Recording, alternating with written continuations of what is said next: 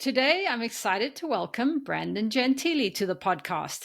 Brandon is head of marketing and PR at Trading Cards and a former pro hockey player and the host of Playable Characters show. Welcome to the Bitcoin Edge, Brandon.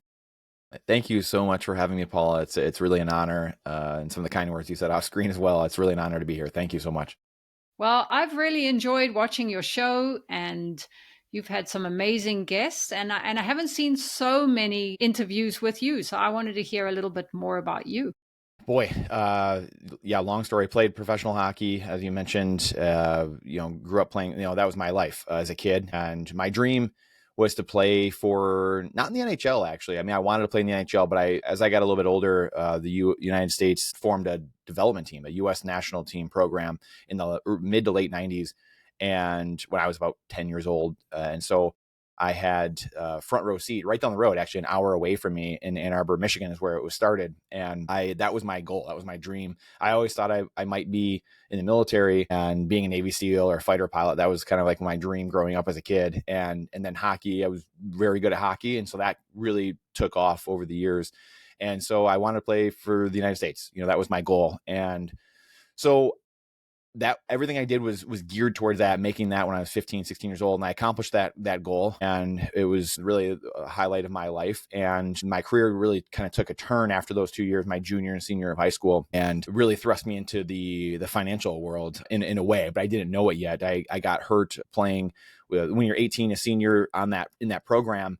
The top 22 kids in every age group of hockey players in the United States come together. They play colleges. So the high school seniors, you play college teams, NCAA Division I college teams, or there could be some other teams mixed in there too. And we were playing the University of Michigan, and I got really hurt in that game towards the end of my senior year. So it really ended up, screwing up, derailing a lot of my NHL draft years, the next 2 years, going into Michigan State, where I played for 4 years.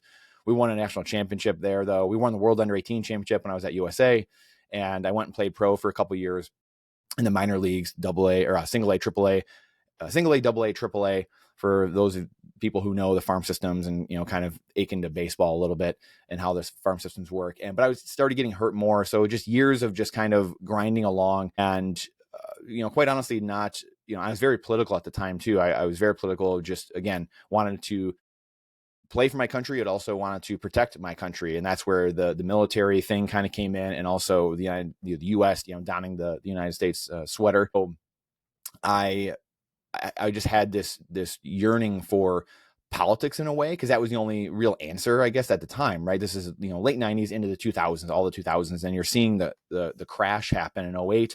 That's when I was in college, and, really ending my college career. And that's when I really realized, hey, no one's going to understand what's going on with politics, or you're not going to affect change in politics. So I was 21, 22 years old. I realized politics isn't the answer. Like, we're getting nowhere. I mean, I was a kid, yelling at teachers, fighting with family members, debating. When I say fighting, I was debating them. We'd have heated debates and things of that nature.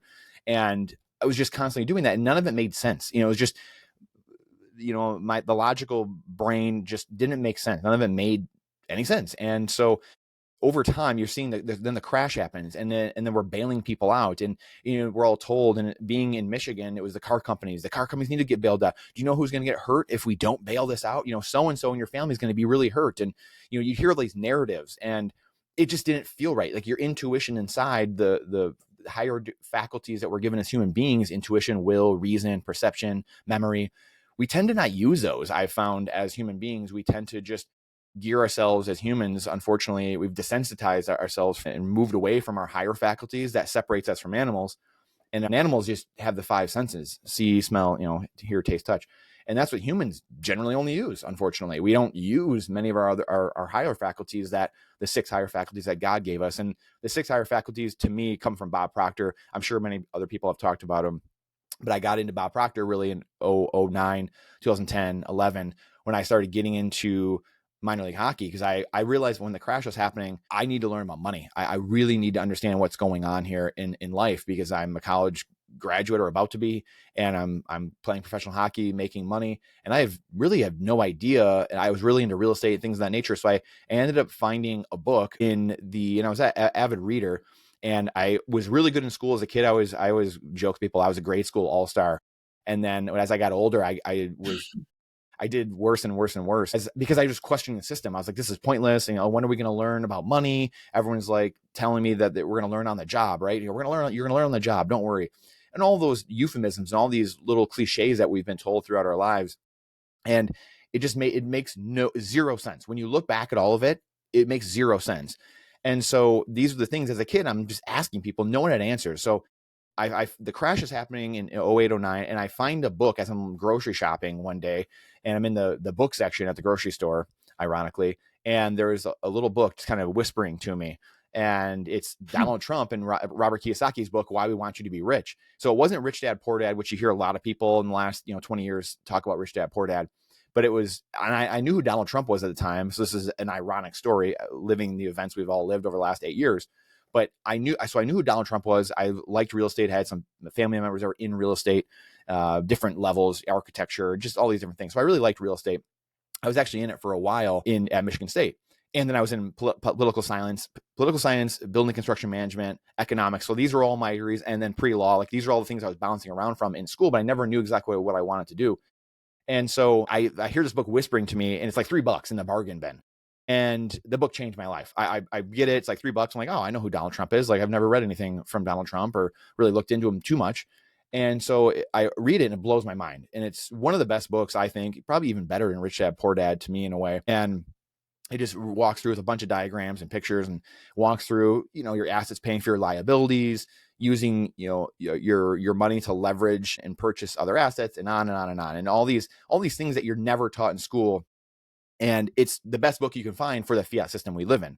And then what Robert Kiyosaki teaches, and him and Donald Trump have a couple of books together. Real estate, I always joke with people, is the top of the stack for the fiat world. Like it's the Titanic sinking, the fiat legacy system sinking, and the real estate sector is the last to go in. It's like the bow of the ship, or whatever part of the ship went in last. That's real estate. So you think you're doing the best. You look good. You're using other people's money, like all these other things that go on in the fiat system. And I get to purchase this stuff with no money. These are things I did in the subsequent 10 years, learning this. It blew my mind. Then I'm mad at teacher, or mad at all the people who didn't tell me these things. And how did you not know, right? So I'm going through all these the 5 phases or whatever they call them, right? I read that book, and it takes me on this journey of it in the next couple of years as I'm playing in the minor leagues. I started a network marketing thing. I did fairly well on that. Then the company got blown up, actually, because the government didn't like how much kids were making, which is a whole nother story. Vima, if anyone's ever heard of Vima, all kinds of kids were selling and learning entrepreneurship, learning personal development, all these great things you'd think you want people to learn. But then the government came down and literally ripped, rug pulled everybody, which is just a crazy story, another story for a different time. I don't even know all the details, but so I was doing that, but I'd get me into personal development in the early 2010s. And I realized then, when the 2012 election happened, because you had Occupy Wall Street and the Tea Party, and those are two sides of the same coin, and they were fighting each other. The media was telling us we were on this, we were fighting each other. We didn't like each other. And you look back and you're like, wow, we were on the same team. And they purposely pitted everyone against each other because one side was mad at the bankers, the other side was mad at the government, and they couldn't have that. So I saw 2012, the election happen, Obama gets reelected. And again, it could be, a placeholder for anything else. I mean, just insert other deep state person into that. And it's not an Obama thing necessarily. It's just, he was the placeholder at the time, and he wins again. And there was really no fervor. Like, Obama got elected with all this fervor, and then there wasn't any fervor. And I mean, again, people don't remember this at all, but Mitt Romney was a terrible candidate. He had huge 20,000 person crowds, kind of like Trump did in a way, in 2012. And people they totally forget this. He had the Trump crowds before Trump did, and Obama had the Joe Biden crowds in 2012. And no one remembers that either. So to me, again, another, like, the last nail in the coffin for me was, oh my goodness, like, this game is totally rigged. Like, these people, we just had this crash. We're at the bottom. 2012 was the bottom, very bottom of the great financial crisis here in America. And nothing happened. Nothing changed. No bankers got punished. Not many politicians got punished.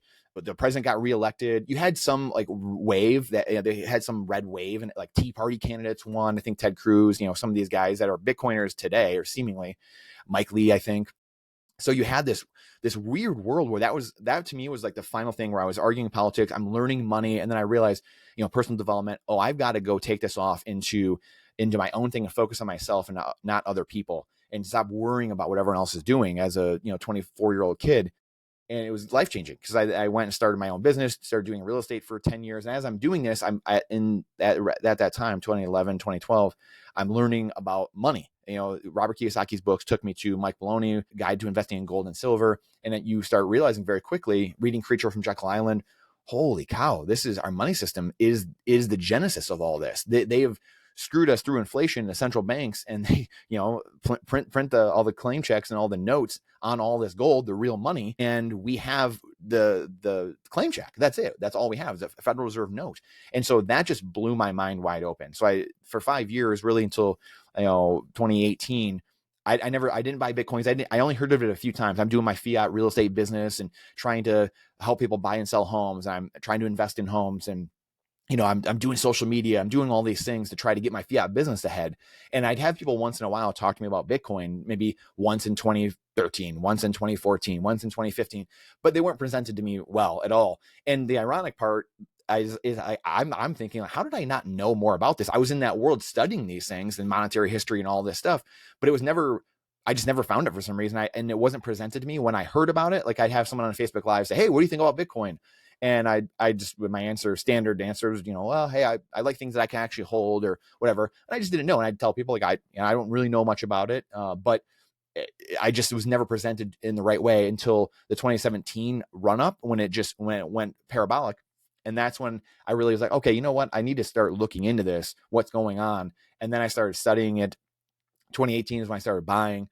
It just as an investor, I was just a buy low, sell high mentality. So I was like, well, I'm just going to wait till it comes down. Then I'll start getting into Bitcoin, which naively looking back, you think, oh, well, it could have never gone down. It could have gone to 100 in 2017. It could have gone to 1 million with a finite asset. So, you don't know what you don't know. Fortunately for me, I was able to start buying in at a low cost basis. And then over those next 2 years, I'm running my fiat business. I was doing less and less fiat business because, again, kind of like school, I'm arguing with people. None of these things make sense. And you could feel things wrong, even in business. The business cycle, things just kept getting more overpriced.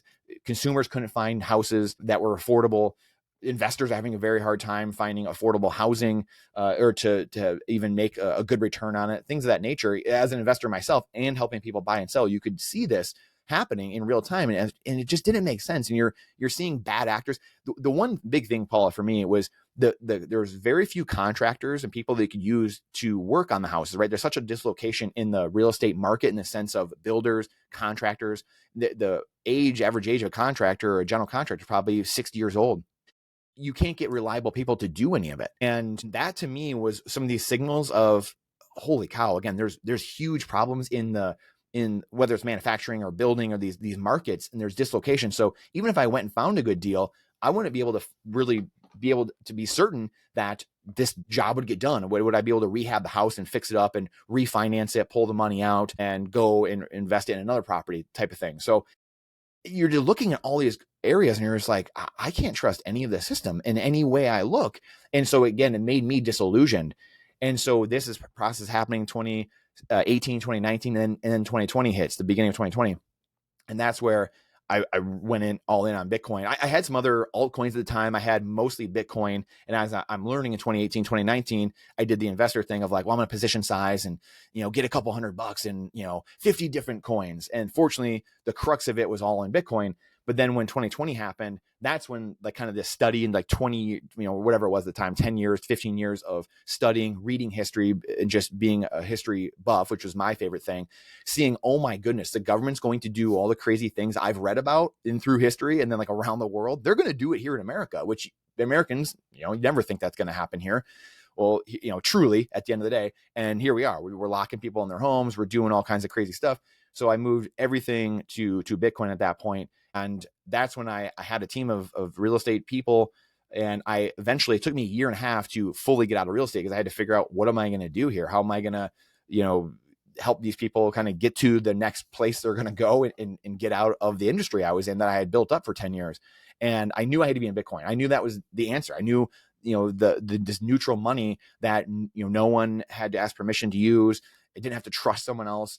That was the political answer. That was all these answers I've been looking for years. The investing answer, everything, the saving answer, all these things were because of this money, this energy money that was discovered, really, I think it's a discovery in 2009, in 2008, 2009. And that to me was the biggest thing where I was like, okay, I have to be in this industry full time. I don't even know what I'm going to do, but I have to be in this industry full time, and I have to put my energy into this because this is going to change, human history. And it was just years of learning. That's why it's hard, I think, to orange pill people, so to speak, because as Bob Proctor would always say, it's hard for me to give you what I have because you have too much of what you have. And there's thousands of hours, there's years and years of learning experience that goes on top of someone being orange pilled and understanding what's going on. So as much as we love orange pilling people, all of us, it's tough because people really have to find it on their own. They have to sell themselves. They have to go through the experience and the learning on their own. And you can aid people once they're ready, but it's interesting. So that kind of leads us today. I started, the last 2 years. So it took till 2022 for me to, I went to my first Bitcoin conference and, met Aladdin of Bitcoin trading cards, started working with him, writing articles, doing, interviews such as yourself and all the people I was meeting at conferences, all the amazing people in the Bitcoin space. I know we were talking about that afterward, how amazing the people are in the Bitcoin space and willing and gracious with their time. So that led me to where I am today. Again, just doing interviews, building up YouTube channels. And we have a couple different YouTube channels. With the Bitcoin Trading Cards channel, I have my channel, we have the Clips channel, and the Bitcoin Trading Cards, which has been going gangbusters. We have Series 3 coming out in a month here, basically at Christmas time, and those cards have become super valuable. Like wasn't a purpose. Purpose was to be educational, and they've become super incredibly rare and valuable cards in really the Bitcoin ethos. And so anyway, it's been very fun a ride over the last 20 years, and that's my life in 10 minutes. Wow, you touched on so much there, and we have a lot of parallels. I also started with Bob Proctor, and now I can see how important it is to have a good mindset before you start building wealth. You have to believe you deserve it, and those faculties you mentioned are definitely underused. And then I also went into real estate. So, and I got tired of the system too. So I'm also seeing that Bitcoin is the way forward. You realized at such a young age, it really was a gift that you did. I mean, you were 24 only and you realized there was something wrong with the system. Why do you think most people don't see the problem? That's a phenomenal question. And honestly, Paul, that's the question I ask myself every single day. And I wish I had an answer for you. The thing I can say is that I was very blessed in the sense that my father was always questioning things growing up. He was always yelling at the TV. My mom always jokes and, she's like, yeah, I thought they got married in the early 80s. And she was like, yeah, I thought I married a crazy person. He always yelling at the TV and stuff. And, eventually she was like, oh, wow. Like, yeah, he just like simple stuff like, wait, the reporter just said this. And then the anchor just totally contradicted that. They just lied, all these like little simple things and just pointing out and like questioning why is the big thing. And that to me I don't understand why people aren't questioning things constantly and people just blindly accept what's told to them. They don't verify things. That to me is the big thing, but I think it's just the herd mentality in a way. I think it goes back to the Bob Proctor stuff. I think it goes back to the higher faculties.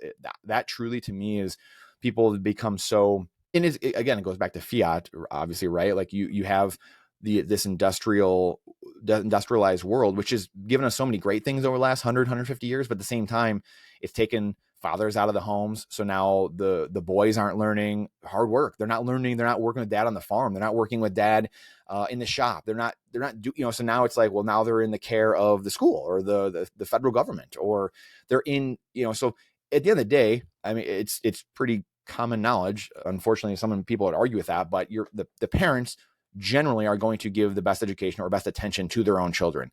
That's just reality, right? That's how humans are built. So the federal government and all these other entities aren't going to do a better job than the parent. So, but we have a world where most kids are raised in essence by the state, and you can get into what what's the design of that? Is that intentional? Is it not? There's many books on that subject, and many that are very like John Taylor Gatto. They're big in the homeschooling world, talking about the history of the school system and the compulsory schooling, and so that's another whole rabbit hole. But when you have this world that is generally just over time, I think that's the hardest part. And I think this is where the founding fathers were so brilliant in America. because they studied all the systems of the world. They studied all the governments. They studied philosophy. They studied Plato and Aristotle. I mean, all these guys. These guys were geniuses, and they studied all these other systems and all these other geniuses. And that's the divine miracle, truly, of the United States founding and the Constitution, is those guys putting that system together, because they could have become kings. They could have, they wanted Washington to be a king. And he was like, no, like, I'm retiring. I'm a civil servant. Like, I don't make, I'm going back home. And these guys came together to put something that limited government instead of giving the power giving the power to government.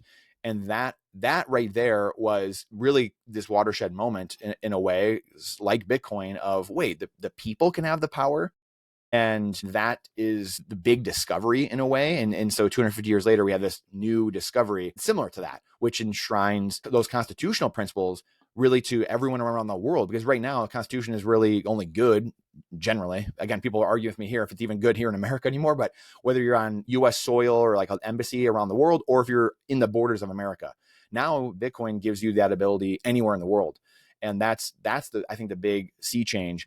But the founding fathers, I think they created something. They came together and they have something that they built that stood the test of time. And I think that, to me, is something that it doesn't happen overnight. It's just year after year, decade after decade of truly, it's cliche, but the frog in the boiling pot of people being told. I mean, we've had multiple central banks here in America.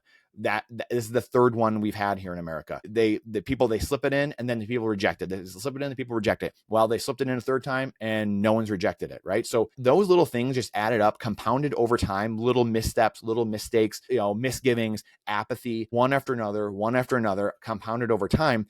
It makes it so hard for the average person to see what's going on, and then you can get into, well, why don't people study these things? Like why I ask myself all the time, why aren't you studying this? Your entire life force is spent, and you put it into this thing. You trade your finite time for an infinite liability. The dollar or any fiat currency is an infinite liability on your balance sheet.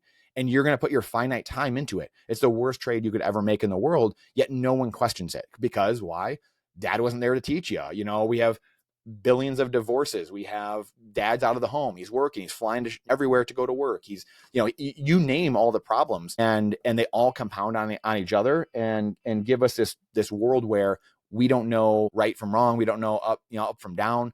That's this world. And it's not an easy answer. And again, it takes hours, hundreds of hours, thousands of hours of philosophy, of history, of learning and stacking these things all on top of each other just to understand and unravel. And then most people turn to you and say, well, where am I going to get that time, Brandon? Well, again, that's the mystery, right? Like you got to find the time. You got to change the schooling system. You got to do all these things. And then people just put their head in the sand and say, well, that's too much. Well, that's too much. So I don't know. It's a circular. I think you're right.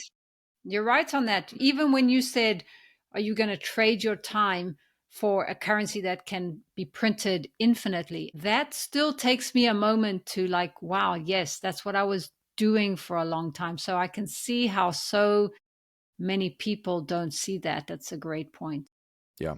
It's tough too, Paul. I mean, because that's where, like you said, I was young. I was blessed because, my parents, they would question things, so like I had a head start in that regard, but I was also young in the sense of these, like the 2000 crash, .com bubble, the great financial crisis, these all happened early in my life where, like I got to see these things. I got to see people getting screwed over, every 5-10 years, people be getting screwed over, your parents, your grandparents, everyone's getting screwed left and right. So the younger generations are like, whoa, like what's going on with this system? Like, why is this constantly happening? So I had the benefit of seeing that early on where, if I'm 37, but if I was 57 or 67 or 87, there's so many more. It's not that I don't necessarily believe that old dogs, can't learn new tricks, right? Like there's the neural pathways, and there's definitely some science around that, but you can learn things at any age. I think what the hardest part though, with an older human is that they have so many layers, like you just kind of mentioned, so many layers of experiences built on, like we were just talking about. These things are all built in layers, just like the money, internet, all these things are built in layers. There's so many layers to unpeel of experiences, of learning, of things you've witnessed in the world. And it takes longer almost in a way, right? Generally speaking, but it takes longer to penetrate all those layers to get to the ego, or to get to that humility and to break apart that. Where like if you're younger, there's just not as much there, right? Like you're more, you haven't as many experiences. So whatever kind of comes into your brain first. It's like when you're 5, you're being taught Chinese, you learn Chinese. If you're taught Italian, you learn Italian. I mean, it's just, there's less layers there to go through. So I think that's another thing that, again, just doesn't get talked about very much. And also, I think a lot of people think, well, the US is always going to survive. You know, we have the strongest currency. We always find a way. And in people's lifetimes so far, it has been okay. Well, oh, that bank over there went insolvent, but my bank's fine. I'm in one of the top 4. So there's so many layers to go through. Absolutely. So Bitcoin recently hit 100,000. Do you think that's a big catalyst to bring people in?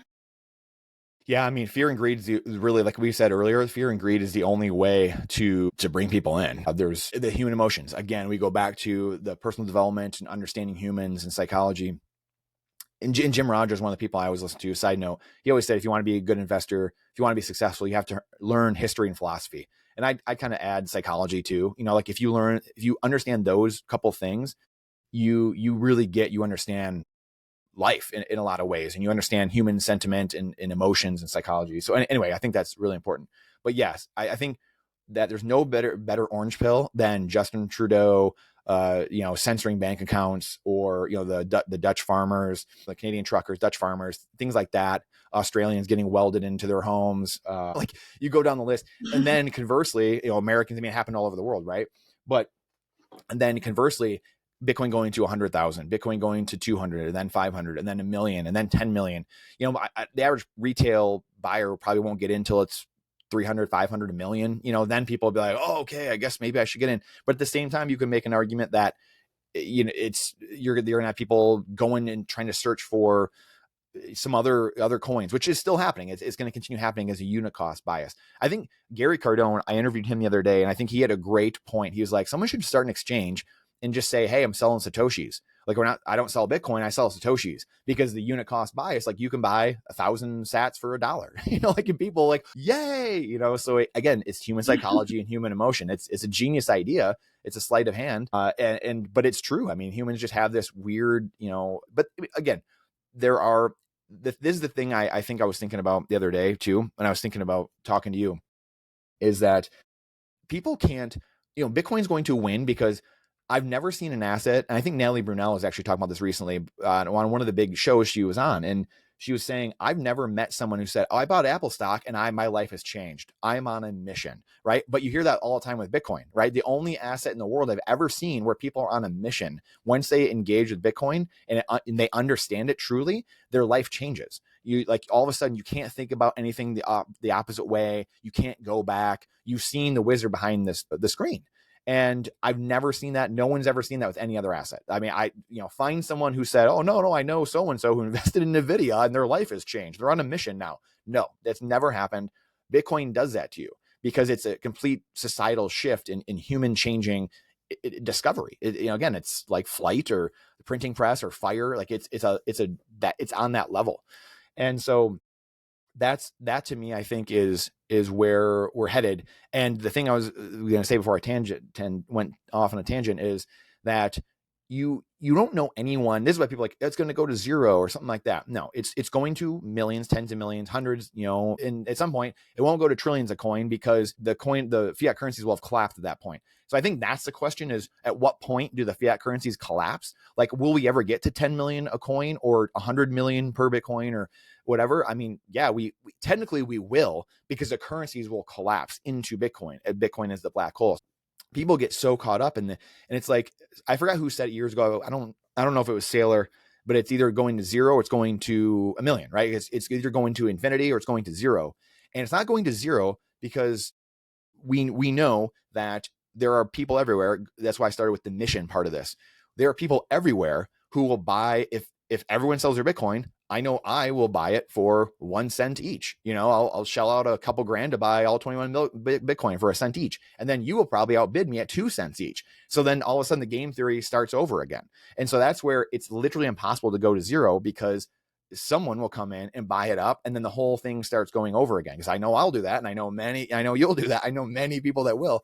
But we know also, fact, that no one sits there and says, I'm going to put my life on the line and I will go down the ship for fiat currencies. The only way that we are used or forced to is through the barrel of a gun. It's through, America having 13 aircraft carriers and, 25 ballistic, nuclear subs.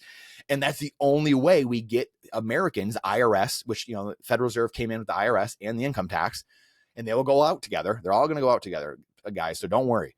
And so those things are the enforcement arms, the barrel of a gun to get Americans to pay and use the government currency, just like every country in the world does the same thing. So the only way you can force someone to use a terrible currency, which again makes no sense, coming full circle to what you were saying earlier, why would I trade my finite time, which is the only finite asset we've ever known on Earth, and we now have discovered another finite asset. The only two to exist is your time on Earth and Bitcoin. And so it's, Bitcoin is time and time is Bitcoin. It is literally your human energy, your economic energy stored in this container that no one can steal from you. And humans cannot grasp. I mean, how can you? I mean, it seems so mind-blowing that, of course, people can't understand it. Most people are still having a hard time. It breaks people's minds all over the place. But again, in wrapping this up, it's no one's going to laying their life on the line unless they're forced to go shoot nuclear ballistic missiles or intercontinental ballistic missiles.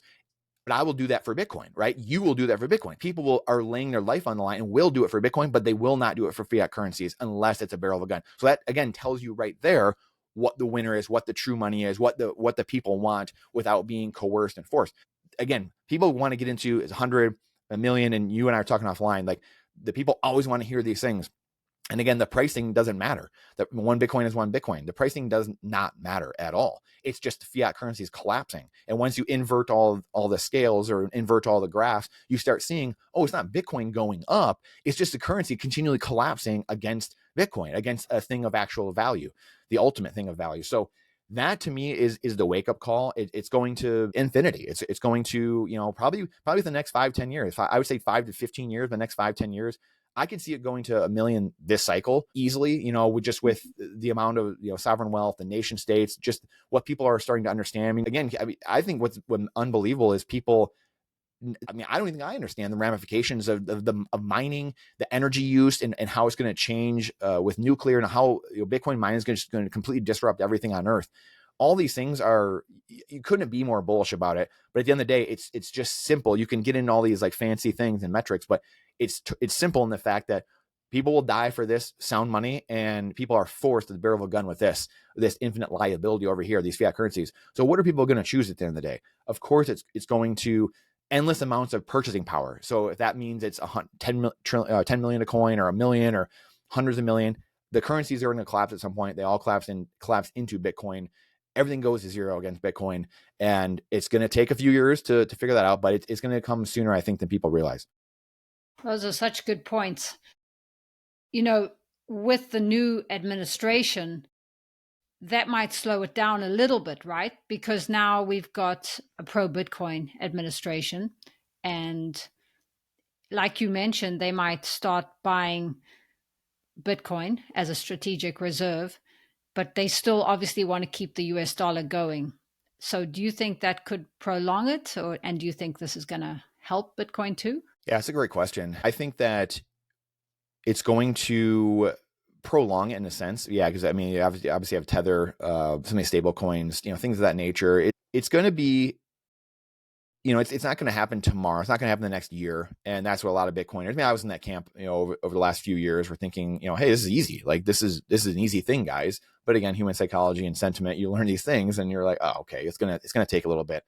Yeah. The dollar's gonna be around for a while. I can see the dollar being around for decades. Could be 50 years, but it doesn't mean that Bitcoin still isn't collapsing all of it into that, right? So, and to your point as well, yes, the Trump administration being a pro Bitcoin, or I think that in a way it could see, we had the fear side the last 4 years. This side could be the greed side, and so it could shoot up because of that. And I do think the dollar will be here for a while, just because people are so ingrained. It's so ingrained in people's psyche. I think the next 10 years or so will be the big thing. I think 10 to 15 years, like 10 to 20 years from now, everything's completely changed. Like no one can convince me anything of it. And I root that in what I call the hippie bubble. And it's the the hippie generation, which is the boomers, and then the generation above that, which I believe is the silent generation. Those generations are going to not be with us forever. And so when those generations go away, things rapidly change, rapidly. And they say science evolves one funeral at a time. And that's true, and eventually, I'll be old someday and I won't be here. And the people, younger than me, the Gen Alpha and Gen, I'm Gen Y, I'm a millennial, and then, Gen Z's below me, and then Gen Alpha, I think is my kids, I believe. And then you're gonna have like Gen B, generation Bitcoin. Like you're gonna have, in a generation or two, you're gonna have these kids, all they know is Bitcoin. I mean, my kids, that's all they know. They know the differences between these things, and they're all under 10 years old. And so it's going to change very rapidly, but it's going to take 10 or 20 years. The dollar might be around for 50 years, but it's going to be worthless. It'll be, kind of like just IRS, what is that calling it? IRS utility tokens.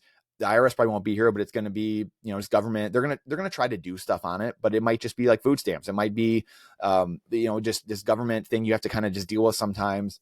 But government will be much smaller, so if you're paying taxes in it or whatever you're doing, maybe that happens. And then 100 years from now, governments might be gone. 150 years from now, governments are gone. The nation state has reduced itself to a size that's very minuscule. And that's the end game for this. It's inevitable. It will happen because we know dumb things will continue to happen. Humans will continue doing stupid things, trying to censor each other, trying to do ridiculous things. And it's good versus evil spirits. That's how life's always been. And the good truth will win out. Truth always wins. We know that. We've been told. We already know truth wins, but it might take a while. And so kind of all this being said, the Trump administration is going to be very fascinating. I think the biggest thing at the end of the day is that it gives 4 years of runway, which could not have happened at a better time. As building on Bitcoin right now, the next 4 years is massive. And that's why I think it gives a reprieve for everyone in Bitcoin to say, okay, breathe for a second and then start really building and scale. So that way we can onboard billions of people over the next 5, 10, 15 years. So I think that's what the big thing to me is with the incoming administration. Yeah it's going to be very interesting. I have a hard time seeing it going to 1 million since we had such a shock last system, but you never know. It's going to be interesting to see. It will. Also with MicroStrategy buying, we've got that coming. And what do you think of MicroStrategy? Do you invest in them or are you mostly Bitcoin? Yeah, so that's a great question. I have a little bit of MicroStrategy because I have an old, or my wife had an old IRA that I took years ago, and I started, I think in Grayscale Bitcoin Trust. That was the only thing that was available at the time, and moved it to some ETFs earlier this year and MicroStrategy. And so it wasn't a lot. It started out not being a lot. It's a lot more now because of what's going on. But I just wanted to be plugged in. It was an asset class that I couldn't do much with. I didn't want to take it out really, obviously, and deal with tax issues or whatever. And it wasn't at the time. It just wasn't worth it. The juice wasn't worth the squeeze. So I was like, you know what? Hey, we'll put it in here. I want it related to Bitcoin somehow. So put it into some of these plays, and it's done extremely well. It's the only thing that made sense. So that's only a couple percent of our net worth. But yeah, I think 70 or 80% is Bitcoin for me. But this I came from real estate. So the other parts are in real estate still. I have, we have a handful of rental properties and things like that. So that's our portfolio basically. And I'll tell you this, the Fold app, unbelievable. By the way, that's really been hitting that hard this year. Stacking stats for paying your credit card, stacking stats for all the mortgages we have on our rental properties and stuff like that is a game changer. And I don't know how Fold isn't 10 times more popular. I know they've been making a lot of changes and making things even more user friendly, but they're an incredible company and what they have going on right now. So that's kind of how my portfolio is. But yeah, it's mainly Bitcoin. I mean, most of what we have, like I said, most of our net worth is Bitcoin cold storage, and it's going to go down with the ship. And which, as we know, as we already explained, that's it's a pretty safe and secure ship. I guess it's a lifeboat still at this point, technically. Still a lifeboat off the sinking fiat legacy monetary Titanic. But that lifeboat keeps getting bigger somehow. We keep fitting more people onto the lifeboat somehow, and it keeps growing. So.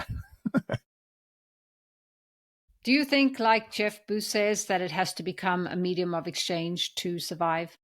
I mean, yes and no. Going back to what you're asking about MicroStrategy really quick. So the MicroStrategy thing is, this is the other part I wanted to say with that, is brilliant what Michael Saylor is doing. I saw it from an investor's point of view, from a real estate investor. It's what real estate investors do with raising other people's money, which happens all the time, and it's a lot more common in real estate. In the business world, people don't know about it as much. It's a little more behind the curtain.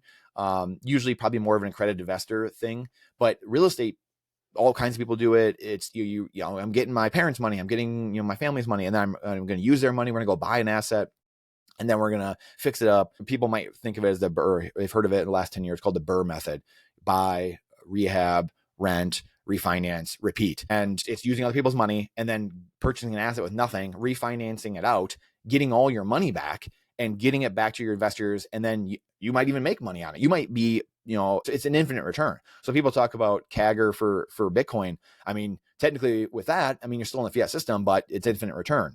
So you could be acquiring assets with zero of your own money, and constantly rolling this and doing this over and over again. Now, I had Leon Vankum on the other day. He's been talking about real estate and doing this. And I talked about the Jeff Booth as well, why people don't see this in the real estate world.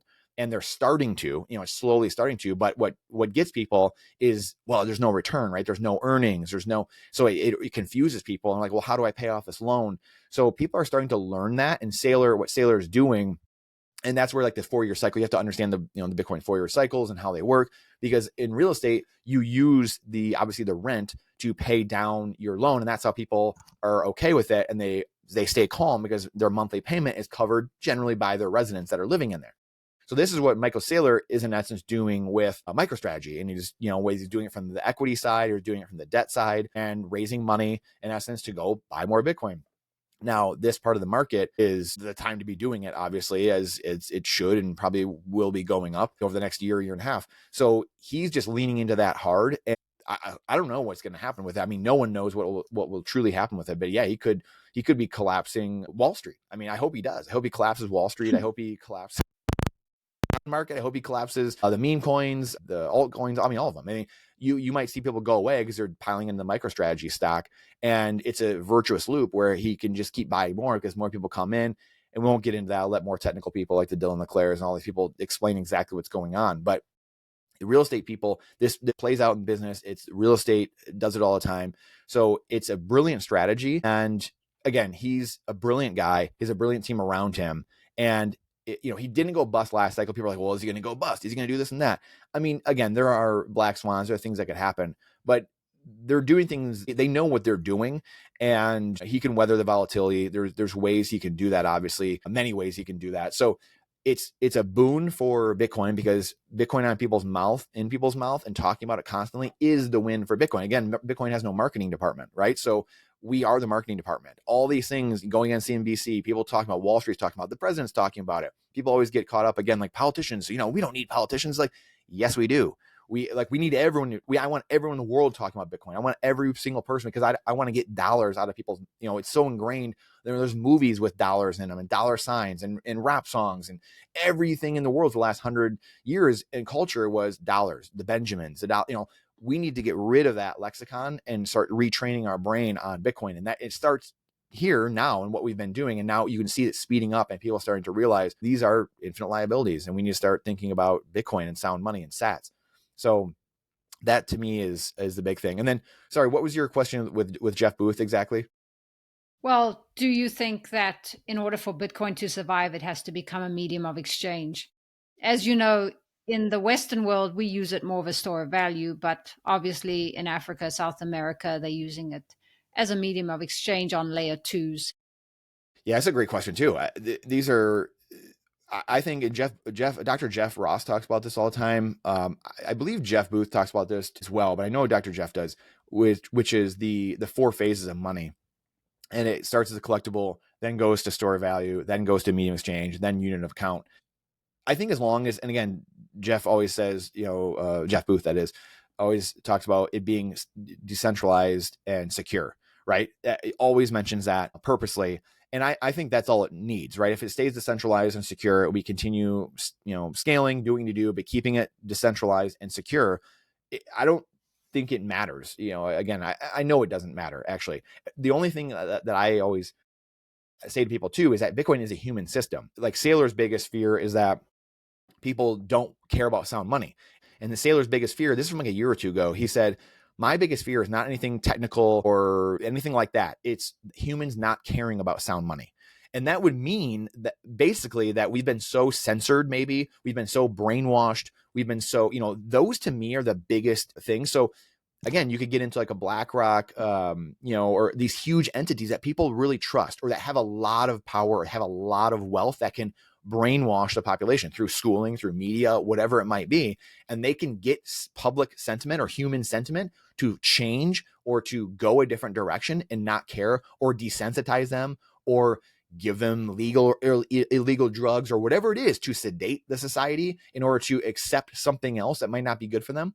That to me, honestly, Paula, is the biggest threat. And that's why doing what you do, putting out media, our the podcast we have, all the content, all the media, all the tweeting, all the memes, the shows, going on CNBC, like all these things, the president talking about it. That's why those things are so incredibly important. The books, everything, the trading cards, these things are so incredibly important, because the more people know about this, and have this Bitcoin mind virus, the harder it is to stamp out, and the harder it is for people to come in with their stick and take you out the barrel of a gun or whatever it is. And so that to me is the thing, because Bitcoin is a human system. Bitcoin itself could run for 1,000 years just in isolation. Like it might be in Antarctica and a node just running. Who knows, right? Like it could be powered by a volcano or something going on in El Salvador. But if the humans don't care about it, humans aren't using it, then it doesn't matter.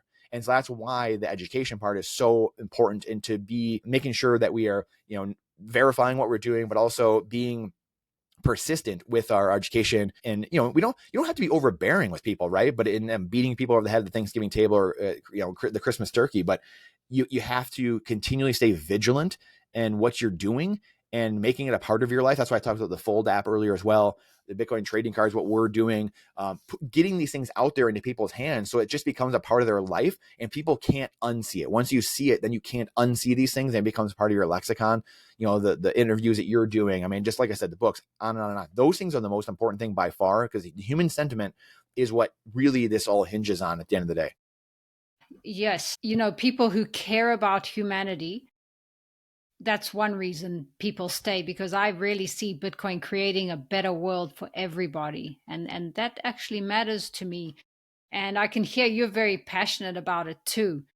How has Bitcoin changed you?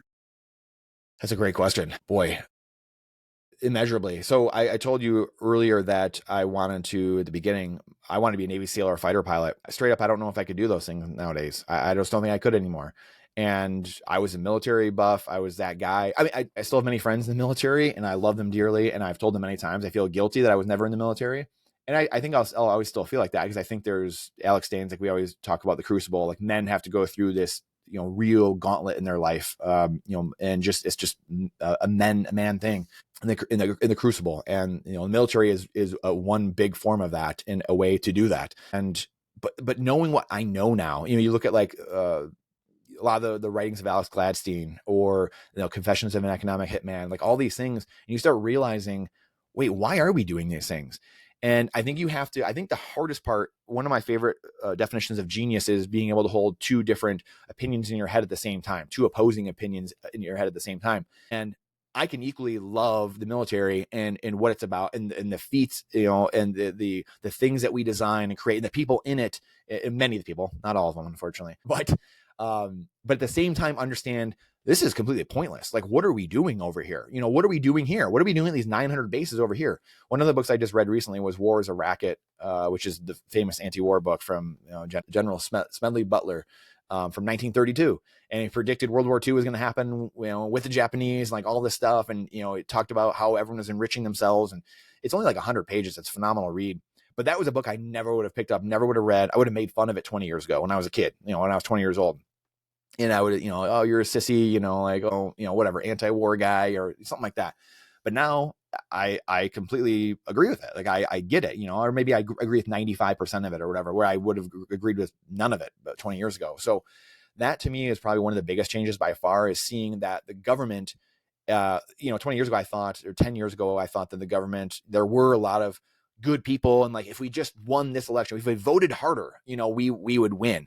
And then you realize Bitcoin makes you realize, whoa, this isn't red versus blue. It's the state versus you. Like, they control the money. The central banks control the money, or the currency, I should say. They control these fake currencies. And then they wield that power through endless propaganda they hit you with media, pop culture, Hollywood, government run schools. All these things are just the silos they keep you in, and they just keep pounding you with propaganda for endlessly every day of your life. The commercials you see, like, everything is just propaganda campaigns. Again, like, the average person might be like, whoa, what are you talking about? And it takes years, like we said, layers of understanding and peeling back those layers to say, oh my gosh. So all those things, just distrust of the institutions, which is a whole nother thing in itself, which is the Bubba effect, which is really part of the colored revolutions and how to collapse societies, where you get the population to not trust any of their institutions, military, police, all these things. We're there. I mean, we're pretty much at that point. So we are in a very interesting time, because we've kind of, what we've done, that's the thing, where the government here in America, the last 100 years, the central banking cartel has allowed or pushed this military war machine to go start doing collapsing economies and countries all around the world. We're doing it to ourselves now, in essence. And so we're in this weird tipping point where it's, again, Bitcoin's going to suck all this in like a black hole. My hope is that at the end of the day, is that Bitcoin, we can scale to Bitcoin, and we can get off this ship onto the life raft while minimizing the collateral damage, because it's going to, in many ways, get worse before it gets better. But I don't know what that means. Does that mean that there's actual civil war, or is it all the way down to like the most menial, like, I just can't buy the amount of chicken I want to buy today. I wanted 10 pounds and I only got 5. I mean, I don't know where that scale is. And that's where no one knows what the ramifications are, what the collateral damage is of letting government just running your life and using terrible currency. So it's going to be somewhere in there. But I think Bitcoiners hope, it seems to me, at least over the last 5-6 years of being in the community, is you're trying to just minimize collateral damage. It's not like the crypto crowd and altcoiners. That's like the get rich bro crowd. That's like the Lamborghini crowd. True Bitcoiners, everyone that I've ever seen, it's the mission, right? You're on a mission to change the earth, so that way everyone can be wealthy. So that way there might be a wealth disparity, but everyone's wealthy because we're on a sound money standard. You're not being stolen from. You can go work at McDonald's and save 1 Bitcoin a year, or you can be a doctor and save 1 Bitcoin a year, and you both in 10 years will have 10 Bitcoin. You'll be equally wealthy. Isn't that a novel concept? So like all these different things. So Bitcoin's changed me in so many ways. I love that you asked that, because it's one of my favorite questions. And I could spend hours talking about how it's changed me. Like I said, the worth stuff, understanding your government, most of it is built in the money, the currency that we use is designed to keep you inside of this system, this crab cage, basically, not let you get out and see anything differently. Those are some of the biggest things. And Bitcoin really helped me to finally unlock that, because the political system, I always say, like, political system is like that lowest level of like entry, where it's like, okay, you're kind of like a beginner in life. Bitcoin is really the second layer, and understanding that money is going to control everything, follow the money, what's actually going on. But there's actually a top layer, I think, which is, again, a whole nother rabbit hole, which is good versus evil. I think there's truly good versus evil spirits in the world, and that's a whole nother realm, because that's money's not going to fix that, unfortunately. I hate to break it to people, but there's still going to be good and evil in the world. It's we might sway it a lot the other direction, a good direction, but you're still going to have that, and that's now I feel like that self-actualization, Maslow's hierarchy of needs, where now I just see that a lot now everywhere, where it's good versus evil spirits. And I will say, though, it took me to get to politics, and then it took me Bitcoin to then really, really start seeing good versus evil for like what it is, and understanding people's intentions and what's actually happening, and kind of how they're controlled in a way. It's fascinating, but it took me those layers and those steps to get to that point, though. So do you think there's a spiritual side to Bitcoin?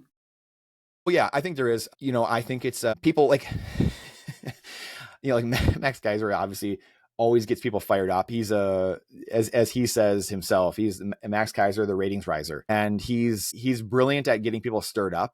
And that's what, and people they fall into the trap all the time with him, which is hilarious. Peter Schiff's the same way, like they're so good they're such good salesmen that they get you to, like, even if you don't, like, no, don't type this back, like, you still almost can't help it sometimes. That's how good they are.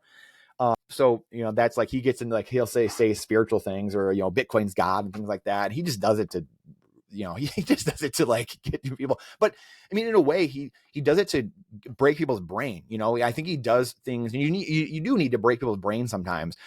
And to answer your question specifically, yeah, I do think it's spiritual, because I think that life is spiritual. Again, I have a very strong, I'm Catholic. I have a very strong faith. There's so many things I could get into with seeing similarities between these things. It's absurd. We don't need to go down that rabbit hole this time. But yeah, I mean, I think it's a very spiritual thing, because humans are spiritual. Like I believe deep down inside of us, our conscience, our soul, we're spiritual beings, and really everything we're doing is spiritual. And that's where you get this top level and you see good versus evil. And, it starts with like just little lies, I think a good way to explain it is like when you tell little lies. I was just telling my kids the other day, one of them lied about taking like a whatever, something off the counter or something like that. And I found out, whatever. And I was like, hey, the more you lie, even a little lie, it takes you further away from the truth. It takes you further away from God, or, what is truth, so it takes you further away, and it diminishes your soul a little bit. It eats away at you, because it might not affect you right this second. Maybe it didn't do anything. You didn't hurt anybody, but then eventually you keep compounding, because we keep talking about layers in this pod, obviously. And the more you do that, and the more you compound that issue and you make it grow and get bigger and bigger and fester, you all of a sudden find yourself one day in a country with 350 million people, and no one knows what's going on, and you're 36 trillion in debt. You get in this world where you let yourself, all of a sudden you're on the streets, 10 years from now or 20, because you let these little things, you didn't take care of that little thing, and you let it become a big thing. That's, to me, I think one of these huge human problems is good versus evil, and understanding. And this is where it comes back to, truth, right? Bitcoin being truth, the timekeeper, the true truth etched in stone that we have now, that we just didn't have before. Now we have it. And there's that source truth that we have, people can go back to, and you can't fudge that. And that's what we haven't had it. So again, to answer your question, yeah, I think it's spiritual. Obviously, a couple of these different things, I could go off on so many tangents of how it's spiritual and why it is in certain ways. So I think that's, people get like, all sensitive about it sometimes, but it's really just when you zoom out and look at it in a macro. Yeah, of course. I mean, life is spiritual. I believe we're all spiritual. We have souls, we have conscience, and that's it just goes to show you. So I think it's the layers, not letting those little things turn into big things. I think is the real thing, which is, like I said, just happened this week. So that's on my mind right now with my kids. So funny how that happens. That's a great lesson for your kids. And yeah, I know we're at the end here, but I just want to ask you one more question about real estate, because you said you still own some, and we all know the chart that when priced in Bitcoin, everything's going down. And you and I, being in real estate, know that along with that comes managing and all of those things. So what's your reason why you stay in real estate? So we have a couple that we've sold already because of Bitcoin, and the other couple some we sold they weren't great properties. Again, we're kind of going out in the risk curve. It goes back to this whole thing where we're going out the risk curve a little bit more. It felt like the right thing to do years ago, because it was like, well, what else do we do? There are areas that were gentrifying or becoming better, but there are outside areas that I really felt comfortable, but you just felt forced to. It was just, well, this is what we're doing. This is what looks like a lot of the other good investors are doing. They're starting to move out from these really core areas, so I guess we'll do it too. We got rid of those, and some of them we didn't get to rehab the way we wanted to, or they weren't areas that we like. So we already got rid of numerous ones that were like that, actually. And then we only have a few left. I think we only have 3 left. Those reasons are because those we fully updated a few years ago, whatever it was, 5 years ago. We fully updated them, and they're in better areas. And the big thing is just like tax stuff. I don't want to have to navigate. I'm trying not to do like 10 things at a time, I guess, is maybe more of the story. So it's not a great answer in the sense of like, well, there's some high flying thing that I'm doing some loophole.